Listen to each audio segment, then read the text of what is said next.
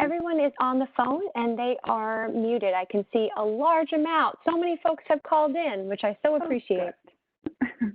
That's wonderful. Okay, I'm going to forward us on in our slide deck. We have plenty to cover today, and we definitely want to get to it. You should be on this call if you are an HMIS lead or an HMIS system admin.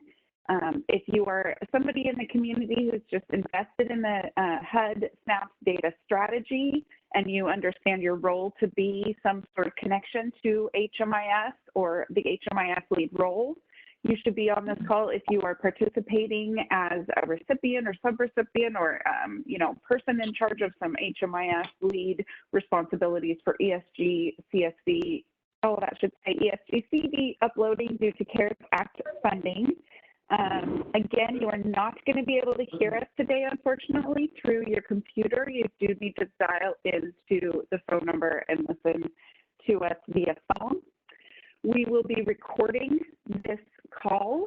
It is being recorded, and you'll be able to find the slide deck and the recording and our Q&A. We always offer a Q&A document for you, and we post those about a week after the call is over. So to get access to those resources, you'll need to be signed up for the Hub, and you do want to kind of try and stay active on the Hub.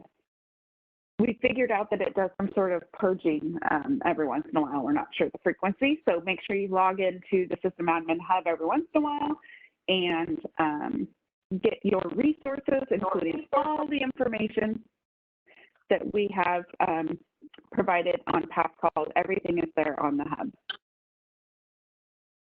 The screen is shaking, huh? That's a new one. I don't know what to say about that.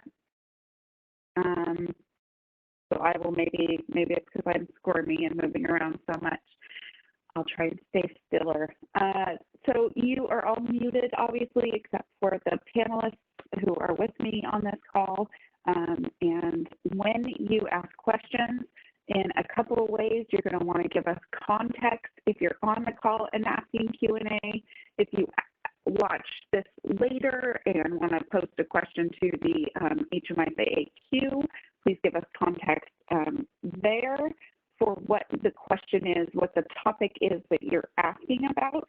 So either give us a slide deck number of the question that you're asking, referencing the slide deck number, or tell us when you post an HMIS AAQ that it was about the system admin call, and maybe even a slide deck number in there as well. We just might have so many questions that it takes us a while to respond to them. We want to provide you as many answers as we can today, and we will work to do so, but sometimes the question we're looking at and answering isn't at all what's being talked about or on the screen at that moment. So giving us context to your questions that you have is really important for us. Thank you. I just want to acknowledge everyone on the call right now that you can see, and hopefully you're hearing us. So Fran is with us from the SNAPS office. Hello, Fran. Thank you for being here. And your TA providers who are on video today. I'm Mary Schwartz from Apt Associates. We have Meredith Alspa from the Partnership Center, Brian Roca-Priori from Cloudburst, Jesse Jorstad is here from Apt Associates as well. Melissa is helping us in the background. She's not on video, but if you have any tech support calls for the Joby system, that is who is helping us with that. And I will quickly run through our plan today is to go pretty quickly through HUD updates and technical updates. We're going to talk about NHSCC and PIC count and some new resources available. We're going to go over some of the reporting stuff that's going on lately, and ESG CV, of course, is a big topic. We're going to spend the bulk of our time today, though, on the LSA upload process, and data quality reminders, and some all the ins and outs that we know of right now for LSA uploads, which is upon us. So if we have time, we don't think we will, but there's also some new system performance measures reporting out there that you have access to, and we thought we'd go over that if there's time. If there's not, we'll address that with the next call. There's more important things to discuss today. So with that, and hopefully we get through our transition to Fran. Okay, we're going to move to the HUD updates. I hear a little bit of stuff going on, and actually I want to pause and just ask Brian, is there anything bubbling up that needs to be addressed right now before we head into Fran? Just a couple technology issues. People aren't exactly excited about the calling in format this week, but bear with us. We are working through this on our end just as much as you are on your end. Believe me on that one.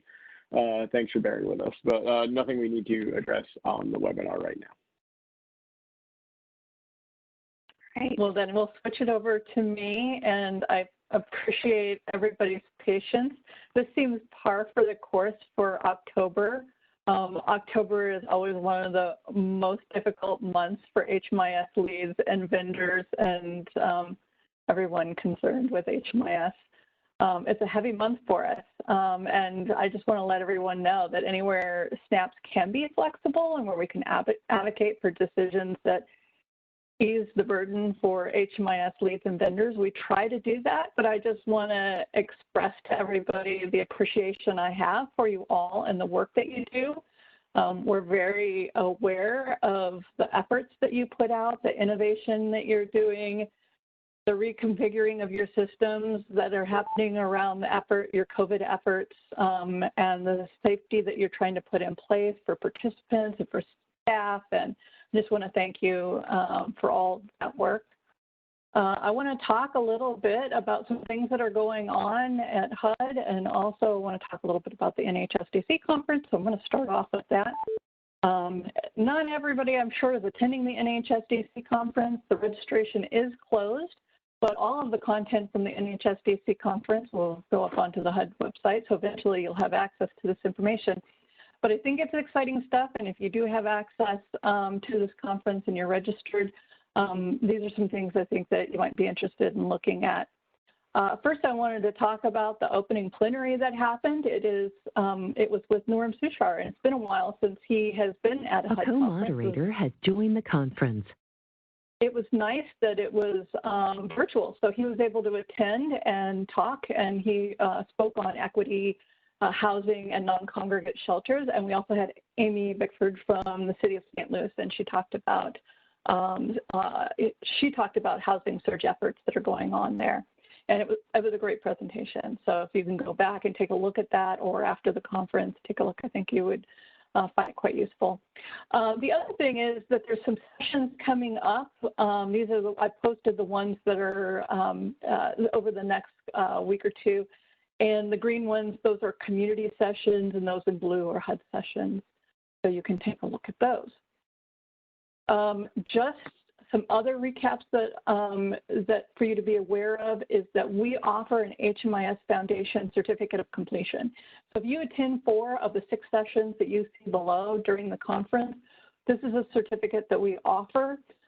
There's a survey that NHSDC provides at the end of all their conferences. If you just indicate which ones that you attended, if you attend 4, we will then issue that certificate of completion to you by email. So you'll see that come out. The other thing that I wanted to speak about is some themes and the forum. So for themes, one of the things that we're focused on was around equity, housing, and safety.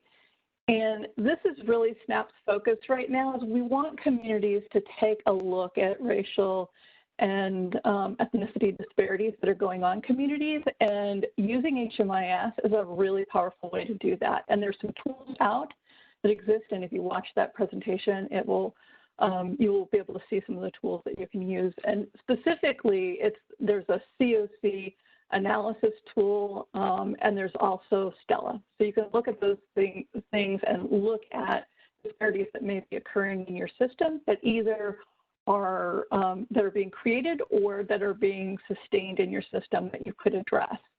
The other thing to look at is to continue to look at housing. What's going on with housing? So are people getting moved into permanent housing? What is that rate looking like? And are you having returns to housing? So that's always important for us. and then using HMIS around COVID and how do you keep people safe. And so people are doing a lot of innovative things around using HMIS for that purpose. The other thing I wanted to talk about is HMIS flexibilities. Some of the things that came up in conversation around in the conference was something that's really been like kind of an old conversation. It's actually existed since the beginning of HMIS. And I realized when I was looking a lot at some of the polls that happened at that conference, there's a lot of new HMIS system administrators. A lot of people identified that they've only been system administrators for 3 to 6 months. So if you fall in one of those categories, if you're very new to being a system administrator, welcome. We're excited that you're part of this family. But HMIS goes back a really long time. And when it first started, we looked at different ways to model this. And what we chose to go with is to make these systems as flexible as possible, to allow COCs to take these HMIS systems and make them so that they will work best locally. HMISs are applied both for, they are implemented by governments, state, county, cities. They're implemented regionally. They're either rural or they're urban. There's all different configurations of HMISs. And we wanted them to make sure that they worked locally. So what we did is we chose to put in place statutory and regulatory requirements around what an HMIS should look like. But we gave the COCs authority to choose whatever system in the marketplace existed and then make sure that those systems then complied with that regulation. And we don't do a lot of that, like kind of monitoring or oversight on the HMIS. If we did do that kind of work, we would actually see very little option as far as HMISs went. So we allowed communities to do that. And then what that means is that then there's a lot of the responsibility that falls on the COCs to make sure there's good contracting in place, to make sure that the system that's selected is actually working well for the community.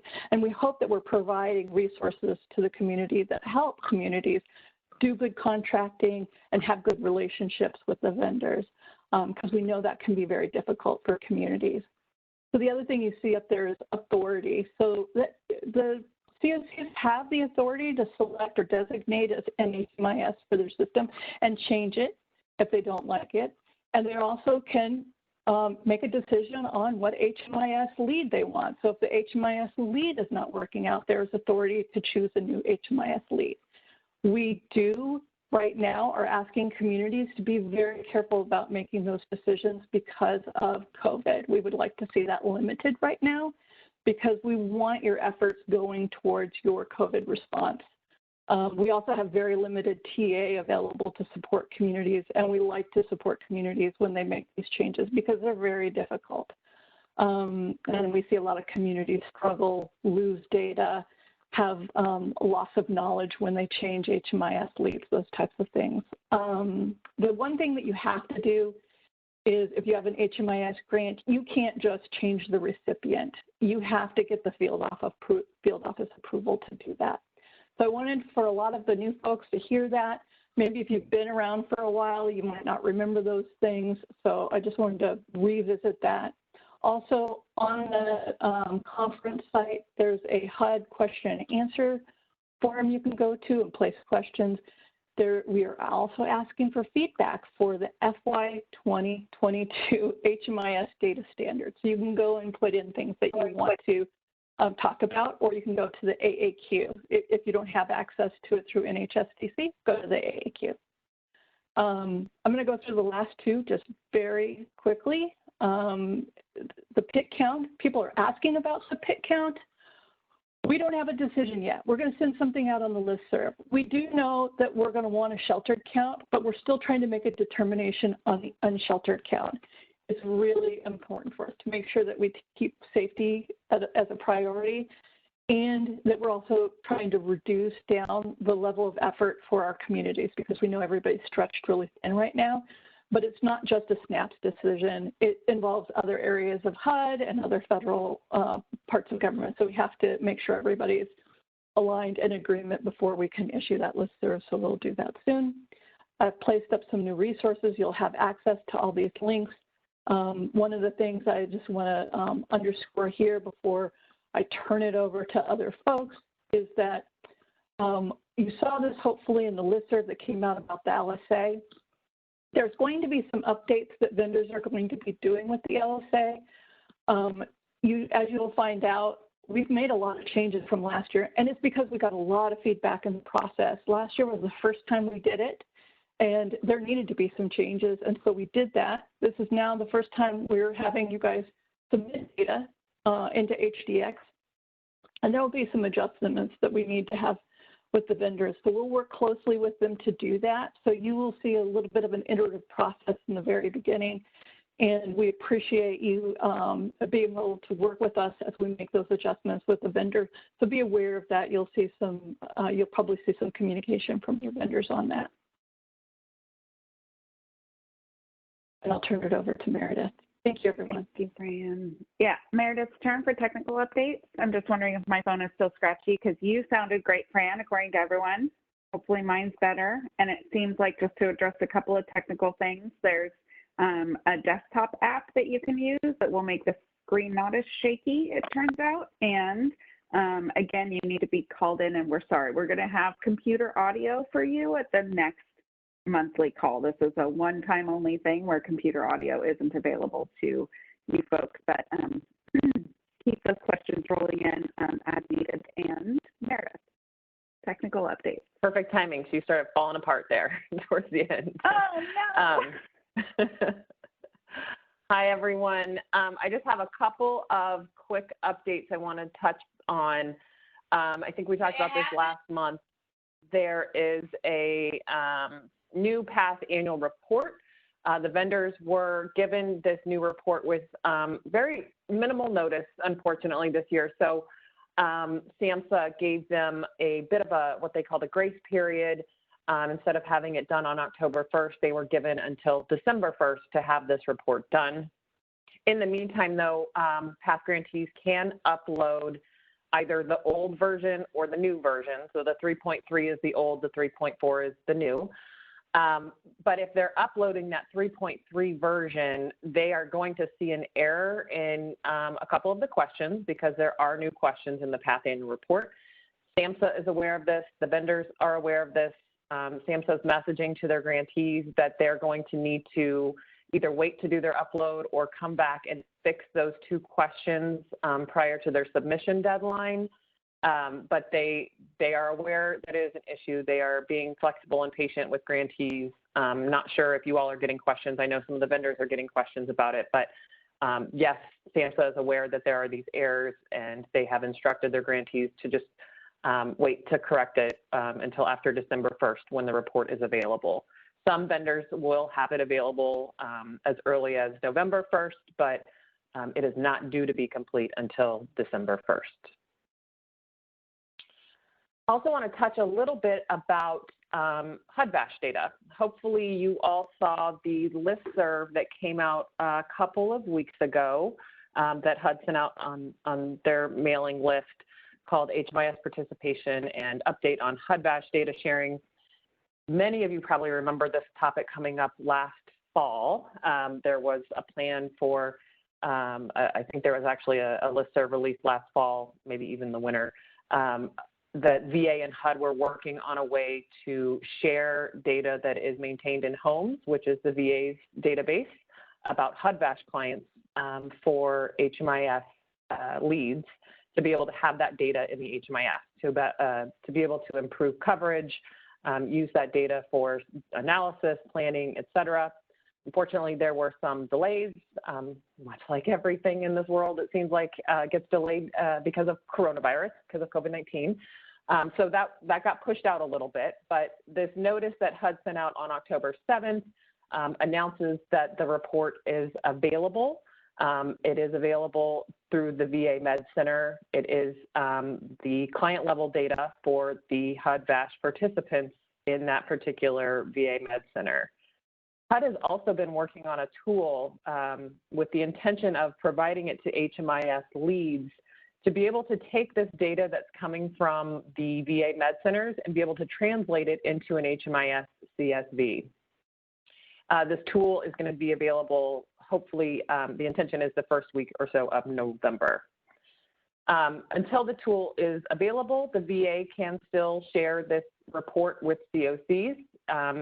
Worst case scenario, you have that data to be able to manually enter it into HMIS. Again, HUD has been working on a way to try to streamline that process, to automate that process somehow using an import.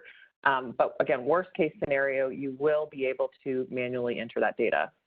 As noted in the listserv that HUD sent out, HUD is recommending that leads focus on incorporating this data no later than the 2021 housing inventory count, and that you spend the final months of 2020 working to identify or resolve any potential issues with getting this data into your HMIS. And I should add also, HUD absolutely recognizes everything that's going on in October. Like Fran said, October is a tough month in general, and in particular this year with ESG CV reporting and a pandemic. So they're very much aware of that, but still want to encourage you to spend the latter months of this year working on getting that issues resolved so that it's there for your HIC. Just a little bit about the report and the tool. So VA and HUD worked together for several months, crosswalking the data that's in homes to the data that is that goes in HMIS for the most part. That was pretty straightforward and easy to do. However, there are some pieces that are missing. For instance, 3.16 is not available. It's not collected in homes, so that is not available. Some elements of 3.917B are also not available. However, again, almost all of the other universal data elements, as well as a couple of the veteran-specific elements, are available. The data is not going to be available by COC. So if there's multiple COCs in a single VA catchment area, you're going to have to work together with your VA Med Center contact to make sure that you've got the right clients getting included in the report and therefore in your HMIS. The data that comes from the VA Med Center is being exported in a non-HMIS CSV format, it's a flat file with the data. But the tool that HUD is working on producing is a translator tool that will convert that one single file into the HMIS CSV files. That file or that tool is currently being beta tested, and again, the intention is to release it in early November.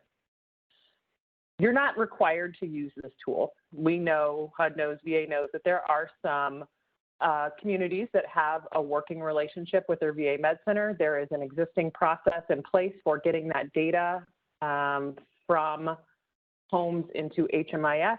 You can keep doing that if it is working for you. There is no reason to change something if it is currently working for your system. So a couple action steps. Your COC should be establishing a single point of contact for the VA Med Center. Having this single point of contact is going to make this process a lot smoother, reduce confusion, and just make it hopefully a more streamlined process to have those real clearly identified single points of contact. The VA will provide this data via a secure email transmission, and then the HMIS leads will be the ones getting the data into HMIS in whatever form that is, whether it's using the tool, using a different vendor import tool, manually entering the data, whatever works in your COC. But I think in the coming weeks and coming months, really taking a look at what your capacity is for getting this data in, your technical capacity for getting the data in and having these conversations with vendors is going to be really important. I'm going to pause there for a second because it looked like there were questions that were coming in. Yeah, there's a couple. So for the HUD VASH data, is there going to be a requirement for the vendors to correctly import the CSV? There's not a requirement per se. That would be, the sort of standard answer. That goes back to your agreement with your vendor, and different vendors have different capabilities and different tools available to their customers for doing an import. So it's going to be on a probably case-by-case basis with the vendor.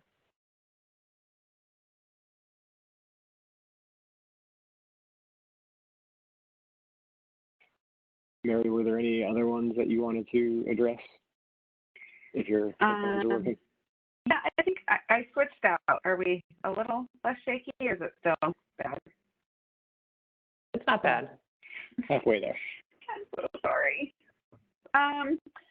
No, I'll keep answering them in writing, but we'll make sure to get an answer. It's basically like, is this required?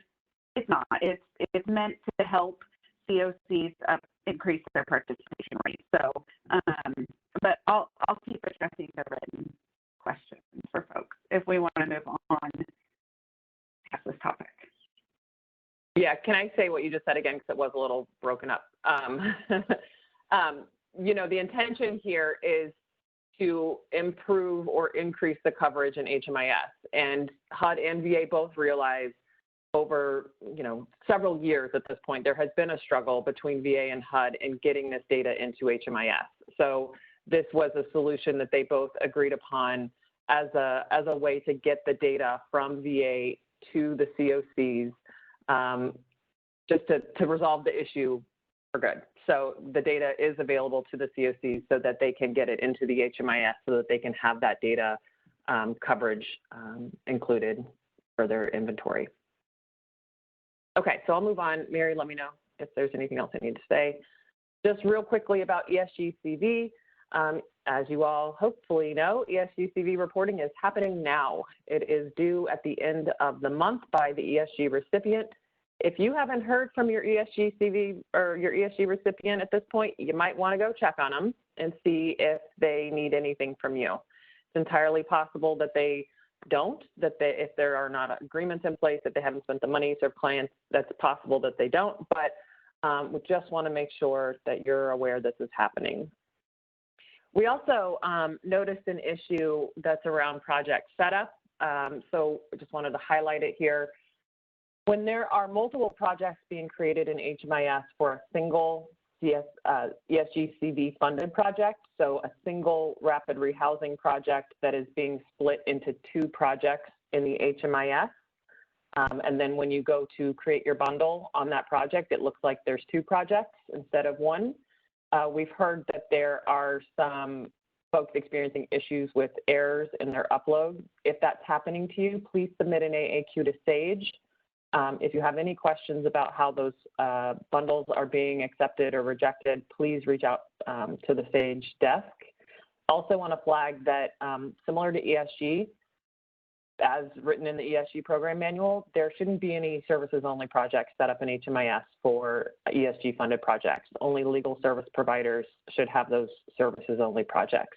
So this would be one of those times where if you have multiple agencies, you know, one providing service, one providing financial assistance, setting up a single project in the HMIS that they both have access to will resolve that issue. So having that single project where one is doing services, one is doing financial assistance, I guess, will resolve that issue. So again, though, if you're experiencing issues with bundle uploads or errors that you don't understand, please submit a question to the SAGE desk. That will make it get through the sort of triage process a little faster also, so there's no delays as we get 9 days out from the deadline. Your conference is being recorded.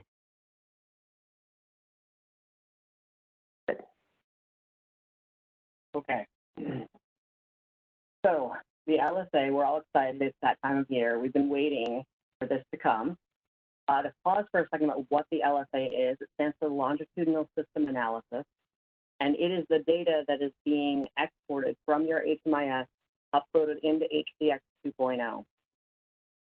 That data is the basis for the annual homeless assistance report or assessment report that goes to Congress. It is the main source of information that Congress gets about homelessness.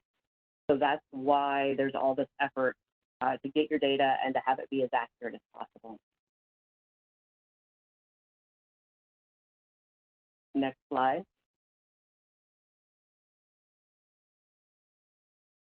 Thank you. You can do the slides too if you want.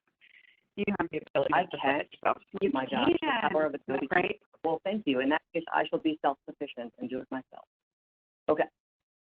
So We expect that a submission guide will be released later this week that will have instructions about how to submit your data. So keep an eye out for that. I wanted to highlight some of the differences between this year and the last time that we did this. So as Fran mentioned, this isn't the first time.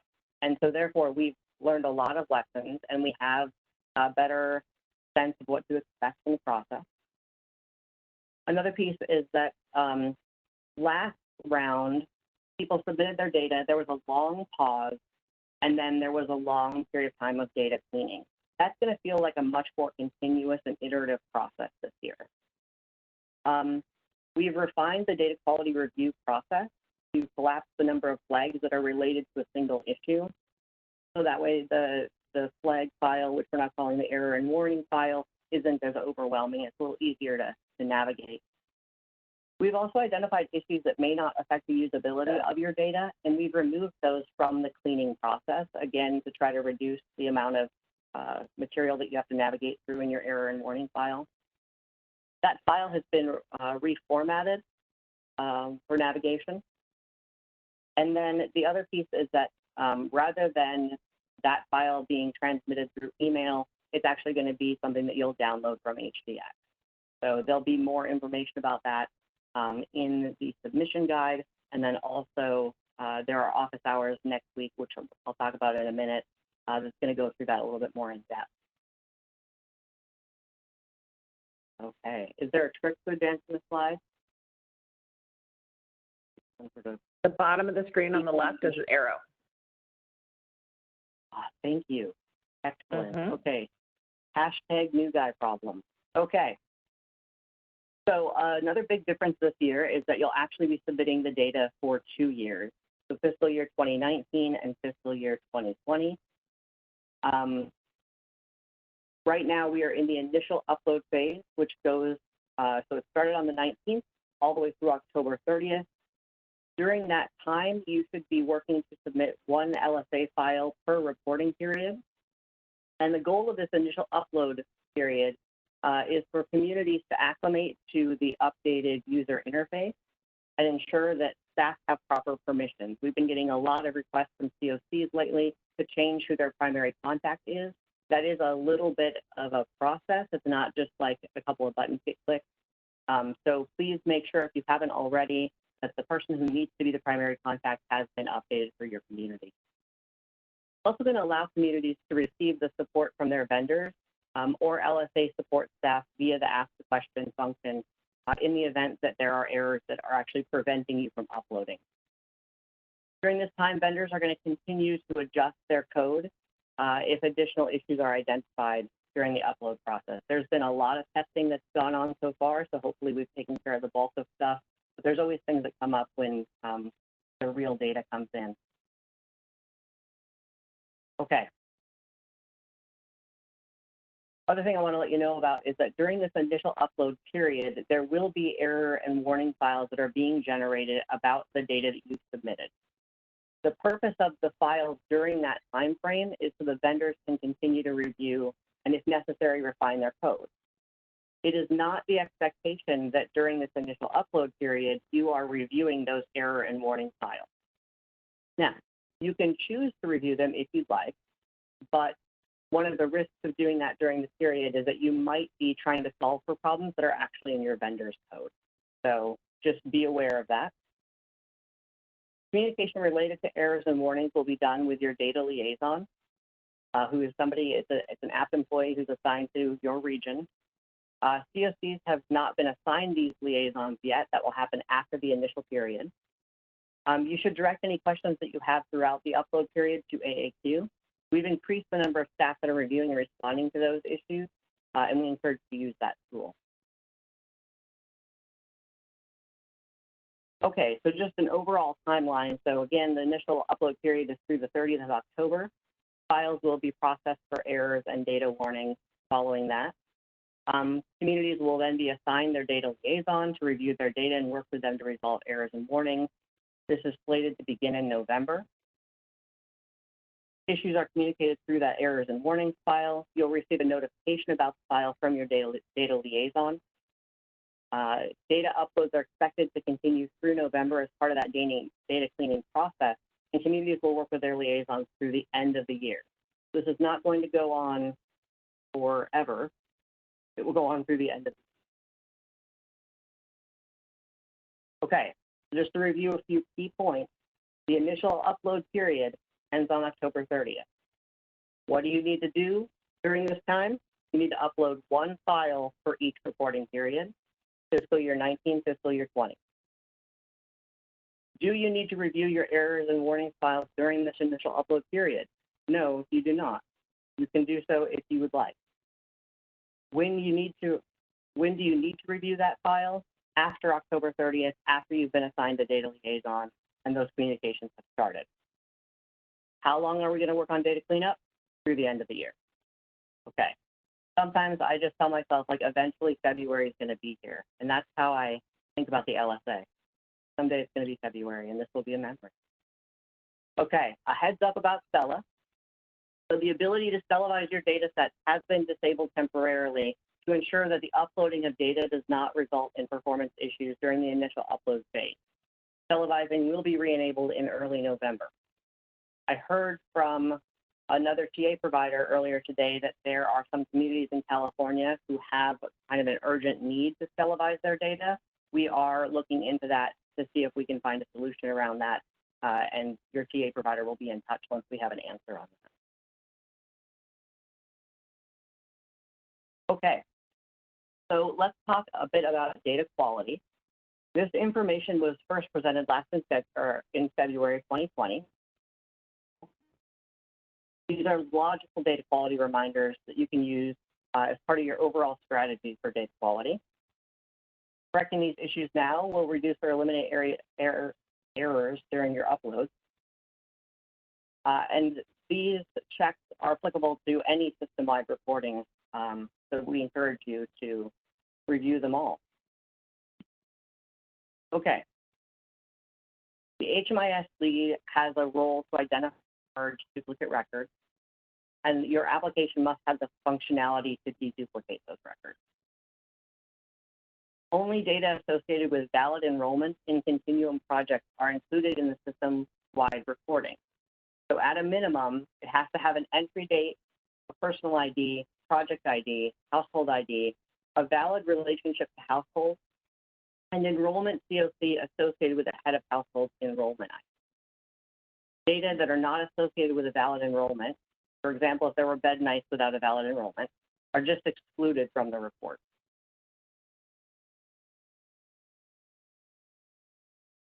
For any given household ID, there must be exactly one enrollment record where the relationship to head of household equals 1, also known as self. When I say exactly 1, I mean not 0 and not 2 or 5. It has to be 1. Otherwise, those enrollments are going to be excluded from the LSA and might be excluded from other system-wide reporting. For emergency shelter, safe haven, transitional housing, an exit date must be at least 1 day later than the entry date. You cannot enter and exit on the same date. Clients with rapid rehousing enrollments in the report period where the move-in date is equal to the exit date will be counted as housed in rapid rehousing during the report period. Clients with PSH enrollments in the report period where the move-in date is equal to the exit date will not be counted as housed in permanent supportive housing during the report period. So rapid rehousing, you are counted. Permanent supportive housing, you are not counted.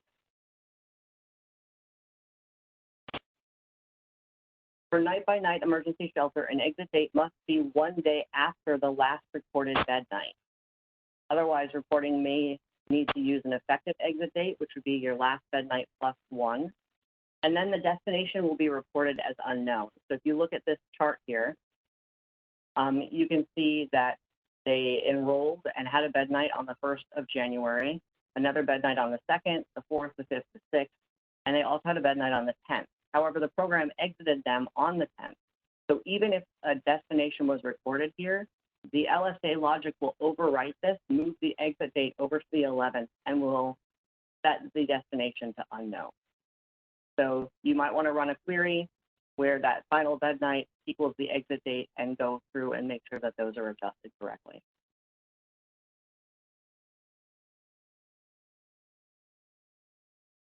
Okay, auto exit.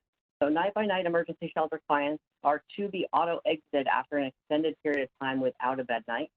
For any night-by-night shelter enrollment, where the most recent bed night is 90 or more days prior to the report end, and there is no record of an exit, the LSA reporting procedures will use an effective exit date of the last bed night plus one, and the destination will be reported as unknown. The exit date must be less than or equal to the operating end date for the project. If there are enrollments that remain open after a project's operating end date, for example, they don't have an exit date or that exit date is later than the project end date, the LSA reporting procedures will use the operating end date as the effective end date or exit date, and the destination will again be reported as unknown. So these are all really important when you think about your missing rate for exit destinations. If it's not lining up with your understanding of your system, these are some of the things that might be going on as to why the LSA is showing a higher rate than you were expecting. We'll continue to compare the LSA with the HIC, start and end dates for projects and inventory, plus the inclusion of both the participating and non-participating projects in HMIS, mean that we should be able to calculate the inventory on the date of each COC's HIC from their HMIS record. So we'll continue to be looking at that and request for adjustments to be made so that way your HIC is reflective of your LSA on that date. Bed and unit inventory, remember that in HMIS and for reporting, dedicated beds refer to the beds that are dedicated to the population group and also their household members. So not just the person who qualifies as chronically homeless, but everybody who's in that household as well. In terms of other cleanup, seasonal beds must have an end date. Bed counts have to be greater than or equal to unit count. Every shelter project must have a bed type. Projects and inventories need start and end dates. Active projects with no active inventory records are going to cause reporting issues. Few more cleanup issues. So in terms of geography in your HMIS, if you're missing geocodes or zip codes, or if they are unrecognized, invalid, if they're in the wrong format, or they're outside of your geography, those are all going to cause reporting issues. Or if you have more than one of the same COC code for a single project, projects must operate entirely within a single COC.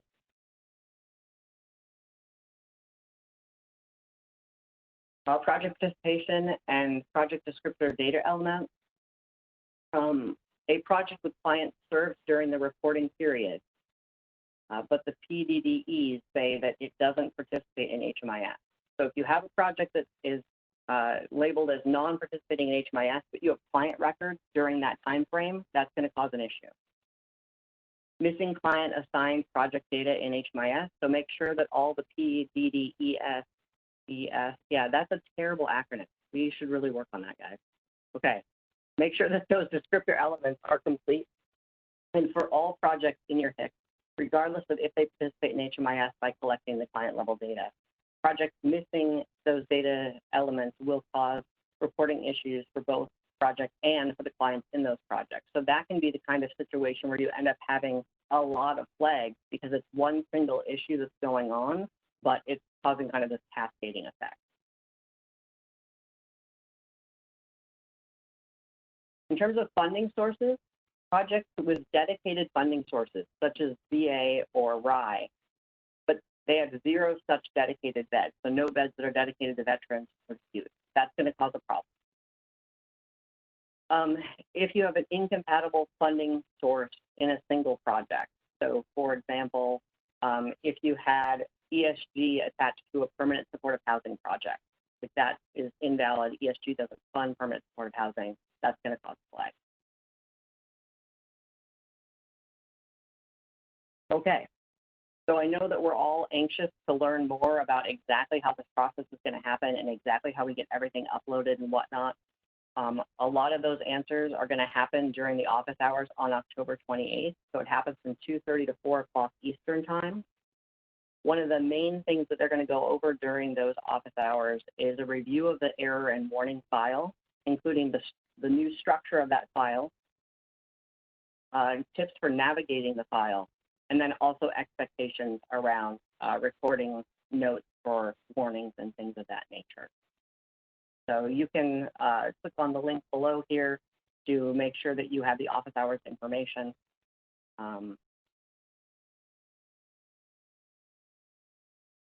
And that's all I have.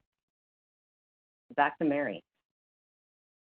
I'm going to jump in real quick, Jesse, with a couple of questions that came in. First is, should the initial uploads be marked for official use or for local only? Yeah, so that's up to you.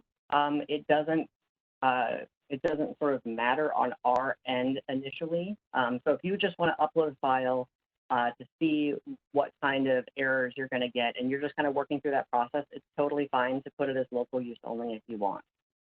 You will have to change it to an official upload in order to officially submit that.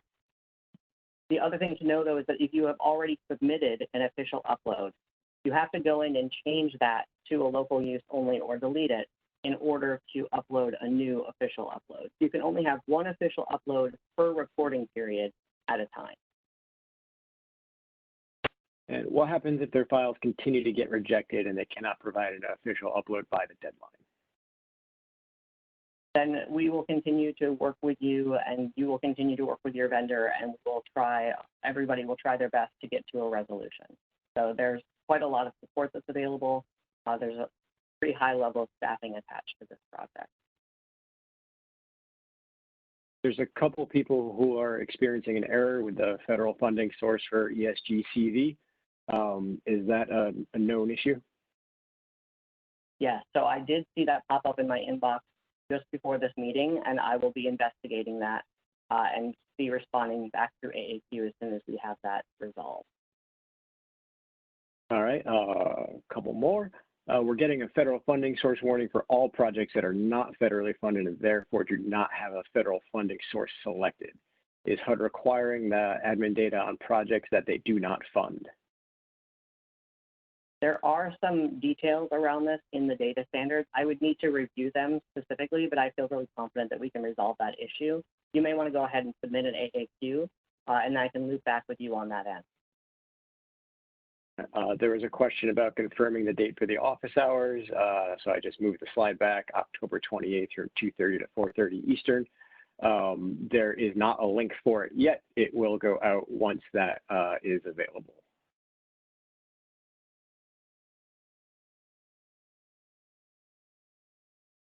And Mary, did you see anything else that we need to address right now? I saw quite a few coming in, Meredith. I'm wondering if you want to go over the whole, how do you get a bash file for your COC issue? Several people are concerned that they're not going to be able to shrink the data down to their COC. Yep. They want to switch back. I was just answering that. So the filtering of these client records is happening on the VA's end. The VA is not going to send you every HUD bash participant in homes necessarily, especially if there are multiple COCs that are included in that catchment area. They're not, they can't just send that data willy-nilly around, right? Because we're talking about client level data. So the filtering will happen on their end. That's where I think both HUD's messaging and what I was saying earlier is going to be so important, working with the VA and having those points of contact so that you can reduce the number of client level data files you're getting, right? Like so that you're not getting every single participant that's in homes. You are only getting those that are in your area. HUD and VA spent a lot of time trying to figure out a proxy for a 3.16 alternative since we don't have client location in homes.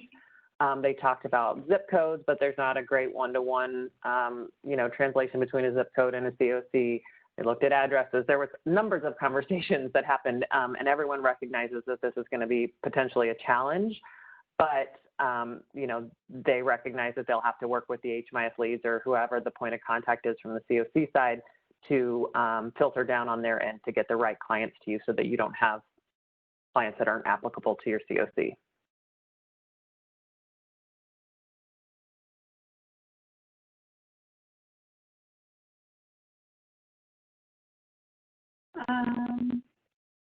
Well, we do have lots of time.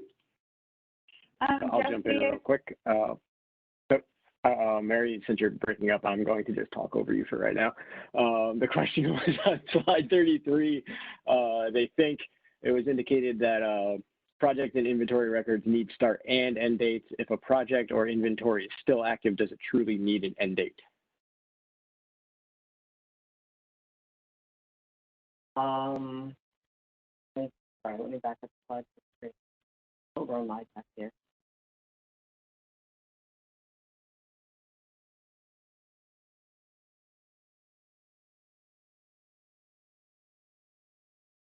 You know, I'm actually not certain of that. Mary, do you have the answer on that one? Oh, which you're totally breaking up. I'm so sorry. On purpose. Say the question again, Brian. Sure. Slide indicated that projects and inventory records need start and end dates. If a project or inventory is still active, does it truly need an end date? No, it does not need an end date. An end date is not required.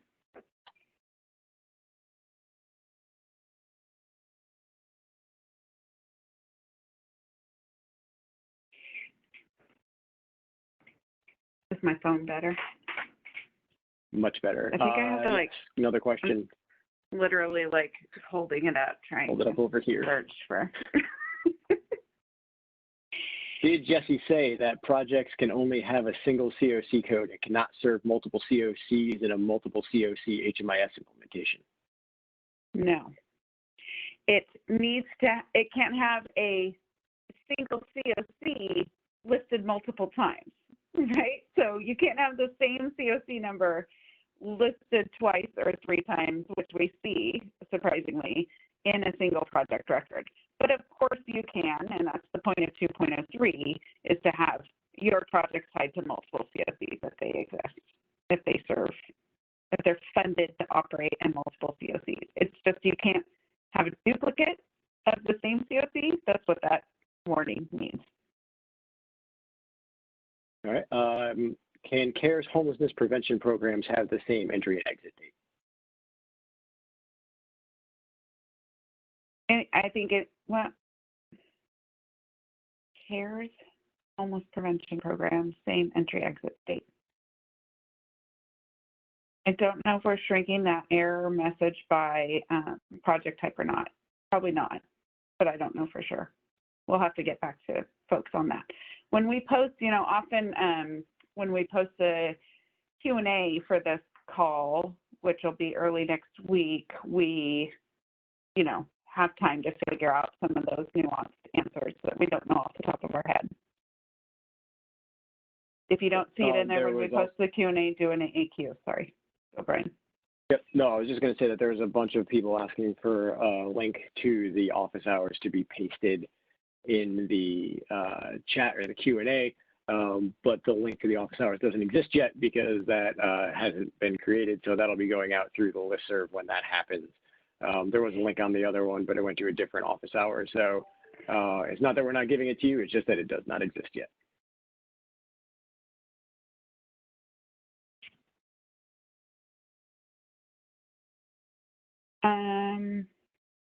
Okay, I see quite a few assigned to me that I haven't read yet, but I think they got answered. Did we clarify if the errors and warnings and messages that will be coming through the data liaisons will be happening within HDX 2.0 or through Excel files? Jesse, do you know the answer to that yet? It'll and be if you don't, both. It'll be both. So there will be Excel files that are transmitted through HDX. So they'll be posted up on HDX for communities to pull down. That makes sense? But it's not integrated into HDX in terms of it being sort of instantaneous.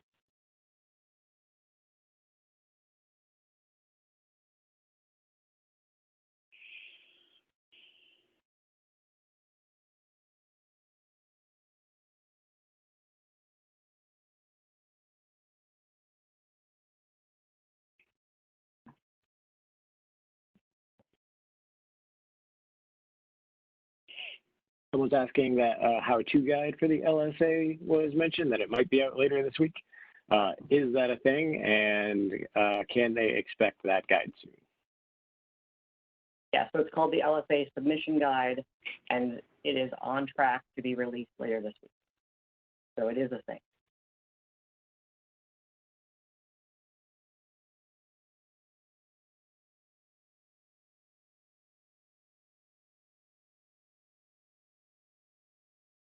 So I want to address Victoria's question because it's a good one, and it's one for everybody to kind of like think about, right? Because this whole, I mean, obviously the HUD Bash, it's a tool. It's really being seen as like an opportunity, right? But it's translating to many folks on this call, and I mean, perfectly reasonably so, that it's a burden to try and integrate a CSV file into your HMIS locally, that comes with either staff resource costs or vendor, vendors charge you to do that, et cetera, et cetera. So it is a tool. It is something that we hope is useful. And if the capacity isn't there immediately, it's not a requirement. We get that it feels like uneven, unbalanced, like some people are going to be able to add this in right away and some people aren't. And the minimum requirement, if you look back at the 2004 data standards, is that you have at least annual collection of the clients served in HMIS. I know I'm probably going to bring up a whole man more questions when I say this out loud, but like really, and this isn't like you need to figure out the way to take in daily uploads of HMIS, or VASH data from VA. It's when you think about reporting for your HIC, the HIC reporting happens in early 2021 this year, and then annually after that, and participating in HMIS, to say that on your HIC report says that you've got at least once a year you get data from about the client served in those beds. So I guess I just want to try and tamp down the anxiety a little bit, although I completely understand, I think we all completely understand that seems, though being presented as a tool, it feels like a burden. In the course of 2 or 3 years, we think that it will ultimately turn into a tool, and we would like you to think of it that way. I don't know the best way to say that. Fran might want to come in after me and clarify, but participation in HMIS is a big deal and something to think about, and this is a tool that is addressing an issue that's been out there for a long time with the lack of available data for people in VASH beds in your COCs. No, that was perfect. Yeah.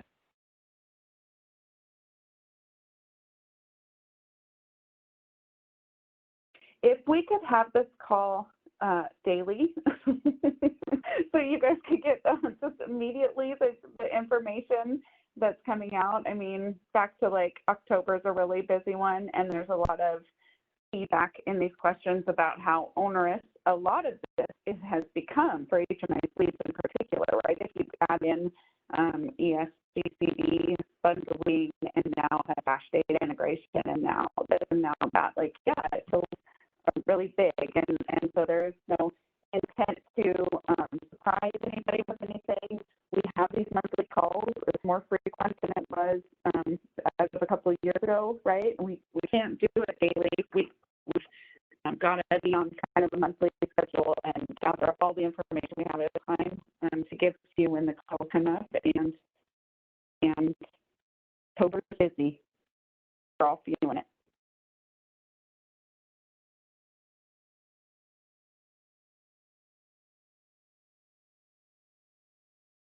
Is my audio still being weird? It is. Kind of. Trying to be reassuring, but it's probably just ending up more frustrating than anything else. So I will shut up now.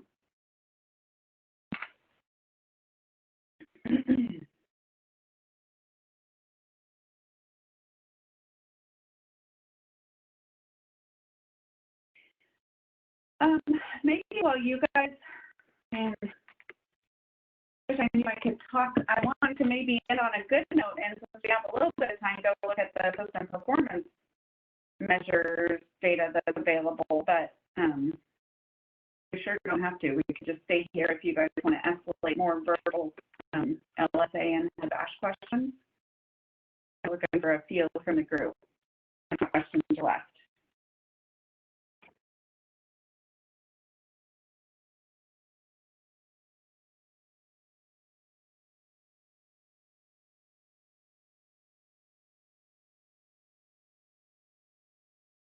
Did I go on mute?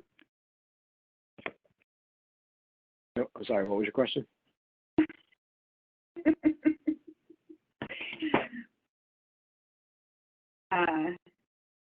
we just stay in the mode of answering LSA and head BASH questions for a sec? I think that sounds right. There's a couple of people asking if we've talked about the point in time count yet. We have. You didn't miss anything. There's not an official announcement.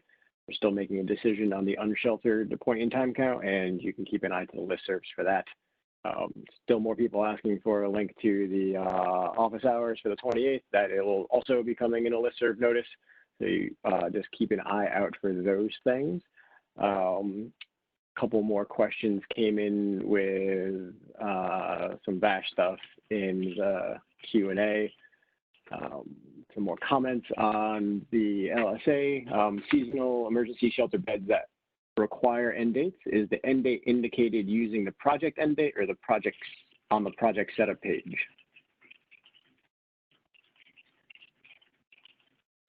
That sounds like a vendor specific question. Mary, can I get a head nod to that one? That what does?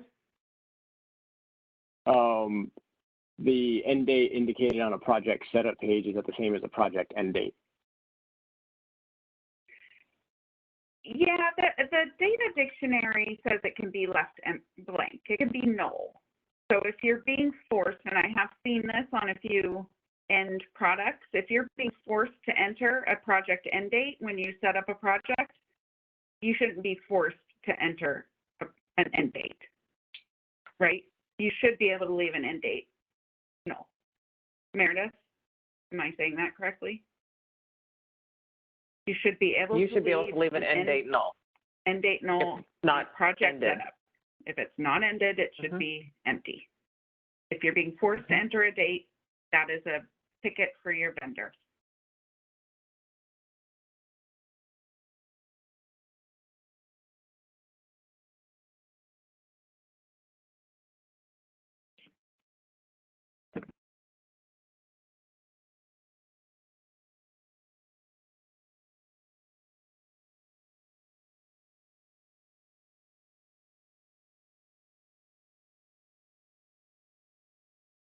I'm going to just answer some of these VASH ones verbally because it's easier. Stacy, you sent a link in the AAQ or in the question box here for the VASH data. Yes, that is a link to the listserv that I was referencing. So that is the information, the most current information that's available from HUD. When the tool is released, I imagine we would probably do a listserv. And we will also have additional information, some commonly asked questions and details about the data that is coming from homes to HMIS, what to expect in the report that you're getting from the VA Med Center. But yes, the link, this is the most current information.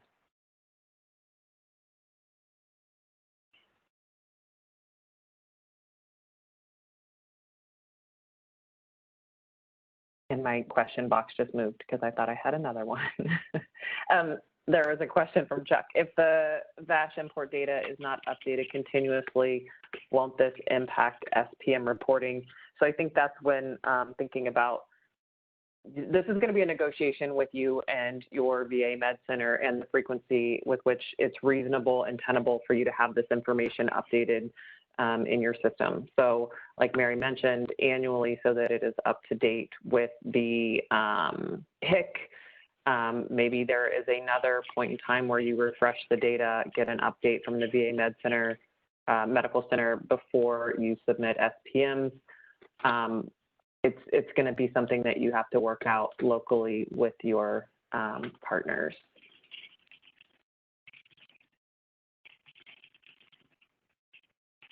There were a couple questions here about what data should be collected even about BASH. A little concerned that there's maybe a couple folks that think they are collecting what needs to be collected and they're not. So the information that I think you're referring to, Alicia, in your question here, yes, the PDDEs need to be set up for these projects in your HMIS, and then you would indicate whether or not they are or are not an HMIS participating project. But the data we're talking about is the universal data elements. So the client level data about the participants in the HUD-VASH program. This then would enable these projects to be included in a variety of different reports, right? Like system performance measures, LSA, any other sort of maybe local or custom data analysis work you're doing for system planning or whatnot. But you would need that client level universal data elements. As a reminder, BASH, HUD, and VA agreed last summer-ish, last fall.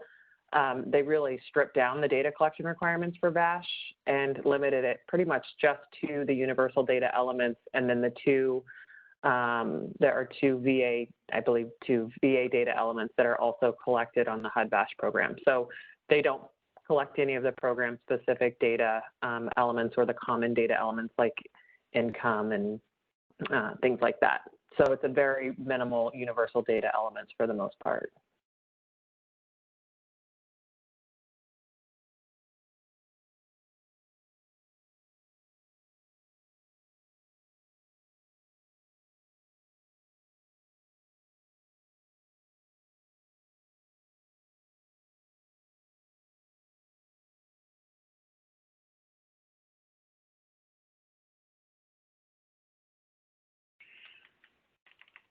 Hey, Jesse. A question from Jesse. Ready? Yes. So uploads prior to 10:30 are mostly just to look for vendor errors, correct? Will we be told if there were issues and we need to re-upload before looking at data quality issues after 10:30? So the purpose of the uploads during the initial upload period is to get communities acclimated with the interface, make sure they have the right permissions to submit, and then to also give your vendors a chance to sort of see the real data in the system. If you got your LSA accepted and it turned out that there were no errors or warnings or anything you need to address in your data, you would in theory not have to re-upload.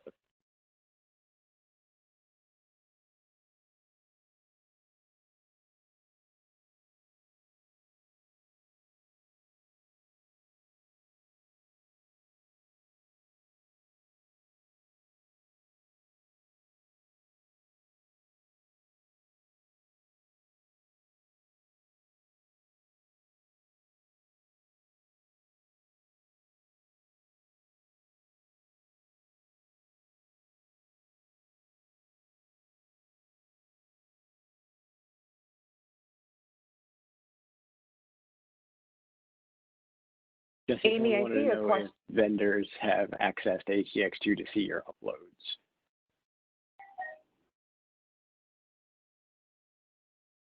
Yes, they would. Actually, that's a really good question. It occurs to me that that's only in testing.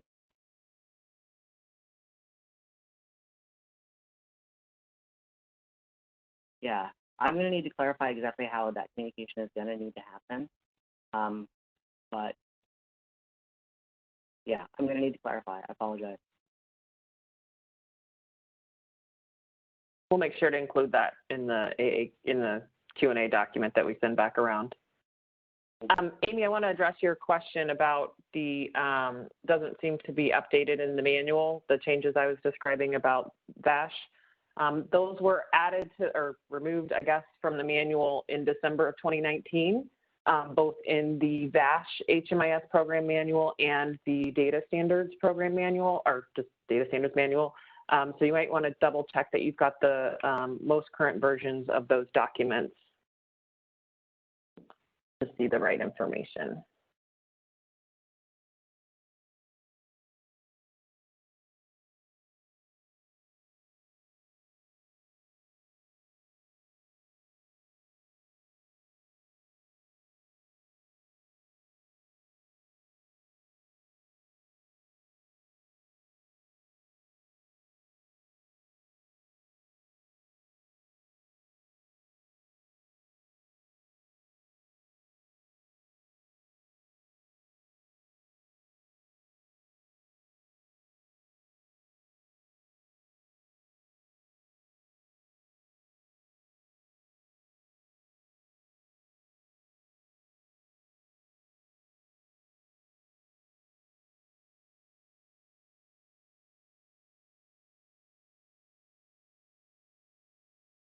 I'm looking at a question here that I think is worth saying out loud the answer to, and it's kind of in the vein of, wait, isn't that a data quality error that should have already been taken care of by the vendor when you're going to enter data? So if you think about, like, you can't put a housing move-in date prior to a project start date.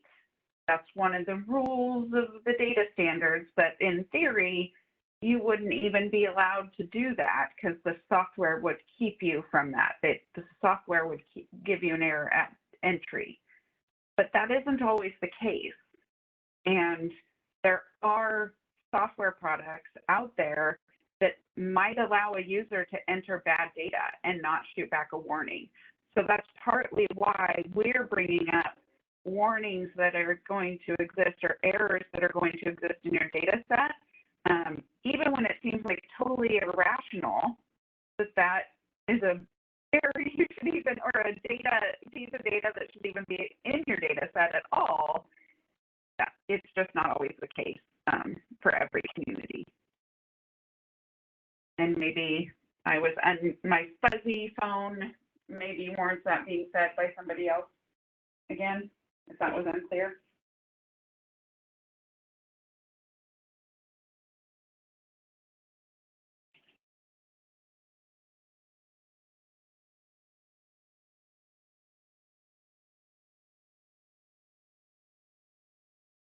Someone wants to know if there's a written announcement that the LSA reports are due at the end of October.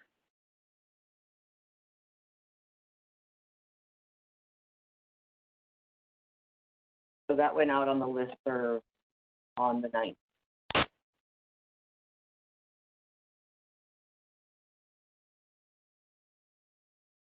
I also have an answer about the vendor access question if we want to go back to that for a second. So a vendor could be granted permission in HDX to view your data if the COC primary contact were to approve that, right? So if that was convenient to you and you wanted to do that and that works with the vendor, that's allowable. Or the COC can send the error file along to their vendor. Hopefully that clarifies that piece.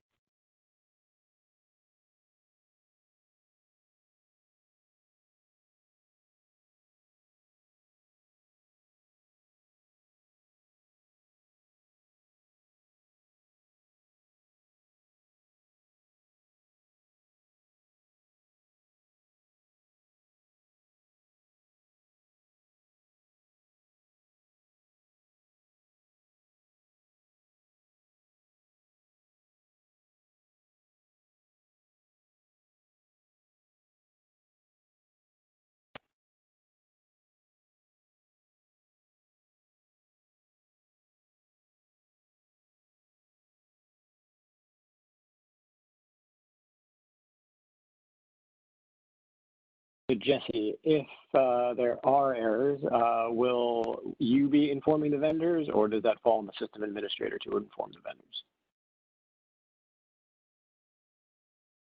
That will be something that is communicated to the COC via that upload file, and you will have to communicate that to your vendor.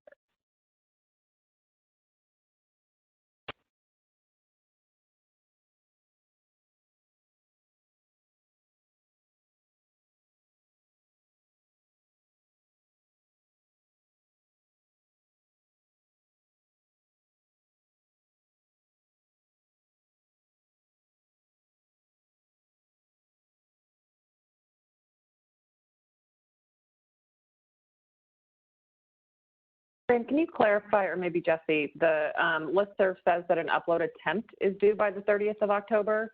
Does that mean that an attempt could be rejected with upload errors, or does this mean that an attempt is an accepted document or an accepted file? It does mean an attempt, and I think the hope is that if you've attempted and it's failed, that you would start working with your vendor right away to get those issues resolved. Because otherwise, we'll just keep bugging you until we have success, right? So.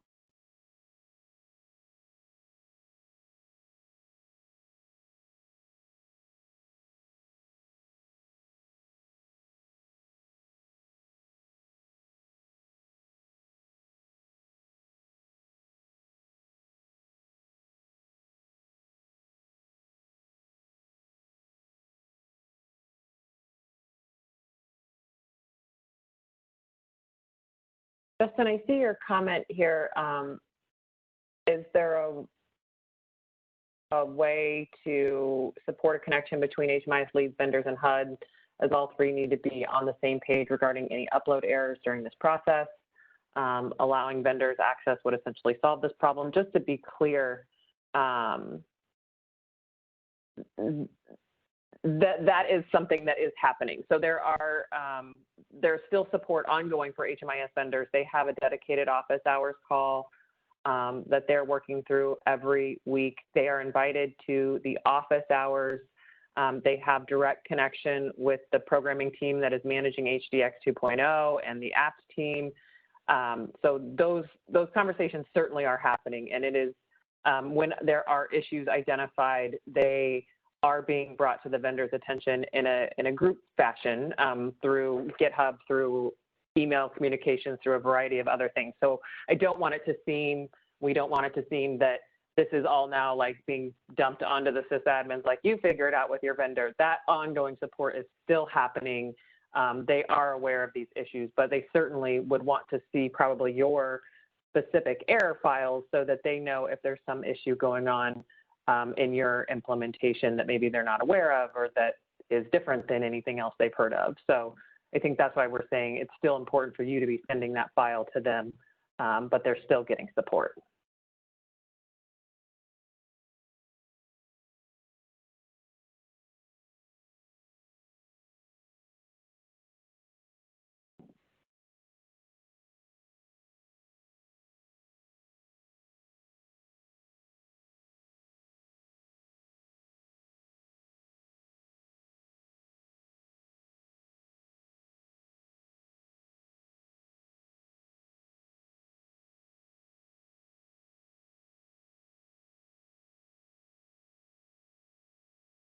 So I did want to respond to Jesse's comment about, you know, it would be helpful to know if other communities were having the same error, especially if you share the same vendor. So a change that we did make, so last year it was such that the vendor didn't come through in the file. So the LSA team that was working on it didn't know who the vendors were, and so they couldn't do any kind of analysis. That information will come through this time. The other change that we're expecting is that in that error and warning file, there's going to be some logic that tries to help triage the issues a little bit, that says, based on the way this error kind of manifests, we think that it would be good for your vendor to triage this versus we think this is something the COC could triage. So not that it's necessarily totally the vendor's responsibility to fix, but we just think it's most likely that something was code versus something in the data itself. So hopefully that's going to make things a little bit smoother this year.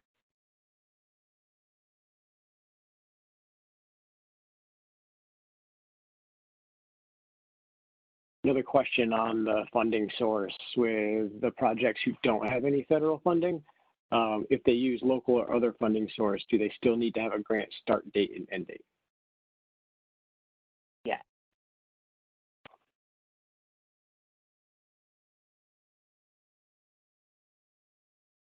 And the LSA question we've got now is, they're going to download from HDX an error file, then they can share that with their vendor, just as they did in the past, and then the only change is that it's not being sent via email. Is that correct? That is correct.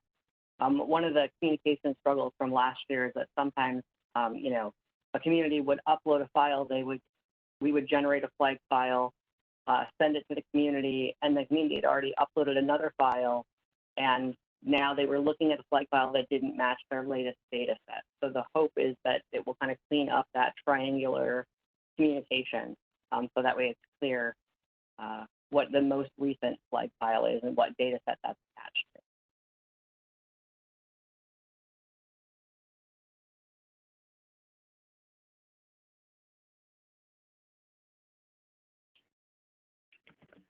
Did you already address Austin's question about what how data quality is assessed on the destination of other?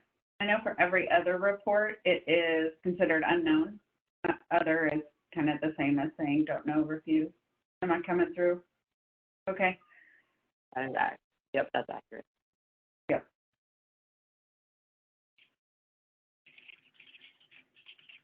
We have, it says in the HMIS program manual about, or HMIS data manual about destination that you're really supposed to find a thing that fits of like a known destination that's in the list. And if you can't, then you submit your example to the AAQ and we will help you determine what answer that would be. So like other shouldn't be used until you've gone through the AAQ desk in theory and had somebody weigh in on whether your destination is other or not.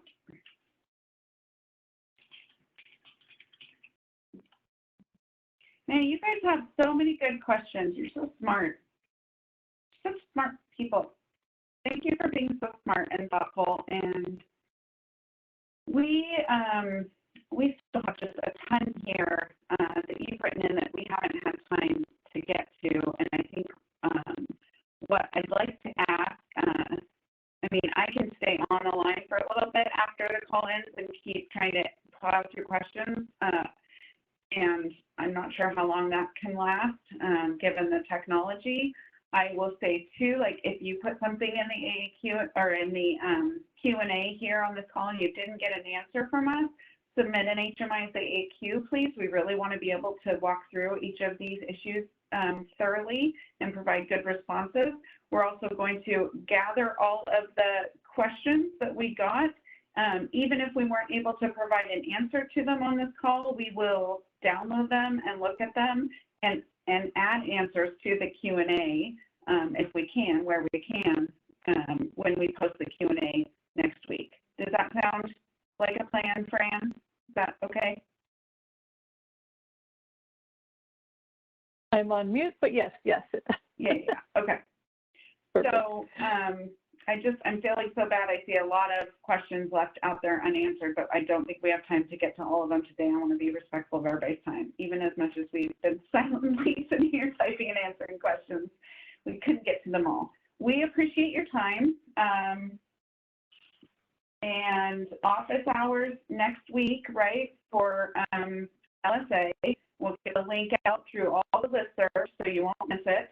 We'll have this call again on November 18th, the week before the Thanksgiving holiday. So we'll run into that, and we'll have, I'm sure, lots more information for you. And so how do you make one disappear? How do you make what disappear? One. How do you make one disappear? How do you make one disappear? Put a G in front of it, and then it's gone.